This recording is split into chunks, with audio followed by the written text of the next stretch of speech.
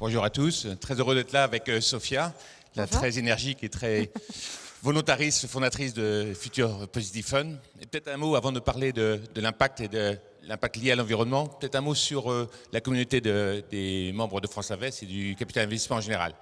D'abord, j'étais très favorablement surpris par la très grande réactivité que vous avez montrée, vous, acteurs du capital investissement, pour aider les sociétés de vos portefeuilles très vite, en mode commando, dès le 17 mars de cette année.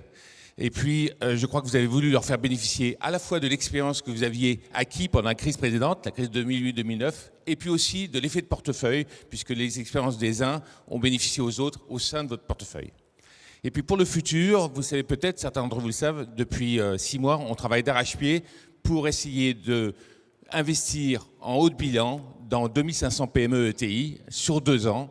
Et pour ce biais, on a besoin d'environ 6 milliards d'euros que les assureurs vont nous passer. Et ils vont nous les passer parce que ce sera un investissement rentable pour eux, car ils bénéficieront en plus d'une garantie que l'État va leur accorder pour diminuer le risque associé à cette prise de participation.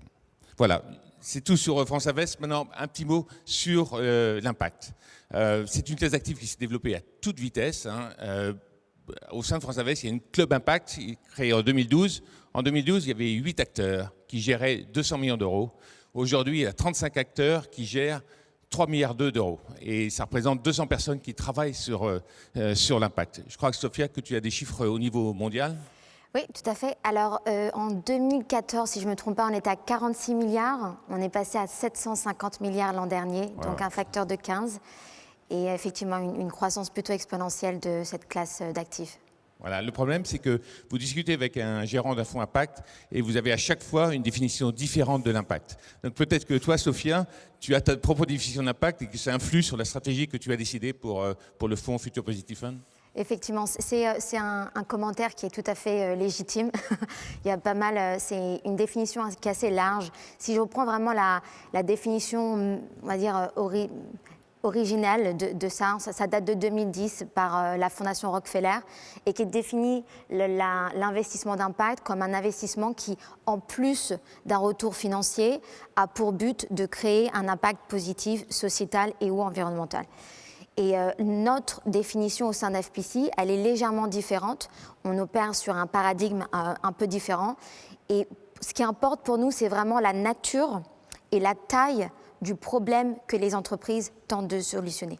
Donc on va aller vraiment sur un des frameworks qu'on utilise beaucoup, c'est Project Drawdown de l'écrivain, de l'économiste Paul Hawken, qui, accompagné de 70 scientifiques, a listé une centaine de solutions qui sont supposées être les plus efficaces, les plus où il spécifie le coût de l'investissement, la rentabilité d'investissement. Exactement, sans solution technologique pour accompagner cette transition écologique. Donc typiquement, ça va être l'éolien, la réduction du gaspillage, la réduction de consommation de protéines animales. Donc on va être vraiment, on s'arrête vraiment sur la taille et la complexité du problème qui requiert une innovation radicale pour pouvoir être solutionné. Et alors, comment tu vois le marché évoluer? C'est un marché qui bouge beaucoup. Comment tu le vois évoluer et dans tes rêves le plus fous, comment tu verrais Future Positive Fund dans 10 ans si tu avais tous les moyens de développer tel que tes souhaits t'y mèneraient? J'ose pas partager ma vraie vision, Dominique. Mais là, c'est vrai qu'on assiste à une transformation vraiment enthousiasmante de l'écosystème qui est vraiment drivée par les entrepreneurs. Et je pense vraiment que ça vaut le coup de s'arrêter là-dessus. Il y a cette nouvelle génération, cette nouvelle vague d'entrepreneurs qui développent ces solutions extrêmement ambitieuses, extrêmement innovantes, qui créent des marchés en le faisant et qui entraînent avec eux les investisseurs comme nous. Donc, je pense que l'une des clés pour aller capturer cette valeur, c'est vraiment de développer des structures d'investissement de façon assez ascendante, de partir de leurs besoins, de leurs spécificités, de leurs caractéristiques pour définir ensemble le playbook de succès. Et là où j'aimerais voir plus d'innovation, c'est vraiment sur les modèles. Je pense que nous, en tant que fonds capital risque, on est limité parce que certaines sociétés ont besoin de dettes, de plus de fonds, ils ont un modèle de financement qui n'est pas celui du digital, alors que les fonds restent des fonds classiques. Et moins normés. Exactement, moins normés, avec des cadres qui sont aussi plus facilement transposables à l'international, notamment aux États-Unis ou en Chine. Donc en fait, ce qu'il faudrait, c'est qu'au sein de France Invest, il y ait des acteurs qui se développent sur la dette, sur le capital, sur des produits evergreen éventuellement. Exactement. C'est vrai que le témoignage de Raphaël a beaucoup résonné, parce que je pense que dans notre domaine, ça fait vraiment sens d'avoir un acteur qui est multi-asset. Donc dans 10 ans, Future Positive Fund sera multi-asset et multi-stratégie. Moi, je ne connaissais pas, j'ai appris il y a quelque temps une initiative assez intéressante qui s'appelle Time for Planet. Certains d'entre vous le connaissent sans doute. C'est un groupe d'entrepreneurs qui s'est lancé, qui a l'objectif de lever 1 milliard d'euros au niveau mondial, auprès d'institutionnels, mais aussi auprès de personnes physiques, pour investir au début en majoritaire dans des startups avec des technologies disruptives. Et le gros intérêt de ce modèle, c'est qu'ils veulent, pour investir dans ces sociétés, ils veulent que cette société prenne l'engagement que leur technologie soit mise en open source, disponible pour tout le monde, de façon à ce que ces technologies disruptives soient très vite propagées, démultipliées dans le monde entier. Alors il faut que chacun y trouve son compte en termes de business model, mais je trouve l'information assez intéressante. Alors il est clair que pour 1 euro que vous investirez peut-être dans cette initiative, en 2030, ils disent que vous retrouverez 1 euro. Donc c'est pas là pour faire du TRI, hein, c'est là pour aussi contribuer en termes sociétal au développement rapide de ces technologies. Alors c'est un business model qui se veut mondial.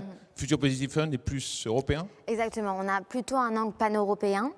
Et parce qu'on pense que l'Europe peut vraiment est déjà à l'avant-garde de cette transformation et peut vraiment être chef de file. Et de par son talent, 5 des 10 centres de recherche scientifique les plus prestigieux sont ici. Notre histoire, notre sensibilité, notre conscience sociale qui fait qu'on a ce désir d'avoir un impact très fort. Et encore une fois, vraiment, on le voit au quotidien aux côtés de nos entrepreneurs. Et d'ailleurs, même statistiquement, si je ne me trompe pas, 49 sur 100 sur les 100 sociétés les plus leaders dans le sustainability sont européennes. Donc on a déjà une place intéressante et il faut la garder. Plutôt favorable. Est-ce qu'il y a des freins à être en Europe?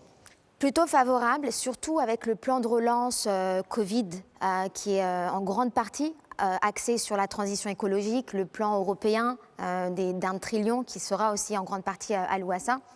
Le frein, c'est vraiment de voir un peu nos voisins, dire que quand je vois que la Chine a prévu de se décarboner en 40 ans, on sait qu'ils sont très efficaces en général lorsqu'ils prennent une décision, ou le changement d'administration aux États-Unis, ce qui est dans l'ensemble très très positif. Mais il va falloir qu'on soit très proactif, très agile en France et en Europe pour garder la longueur d'avance qu'on peut avoir.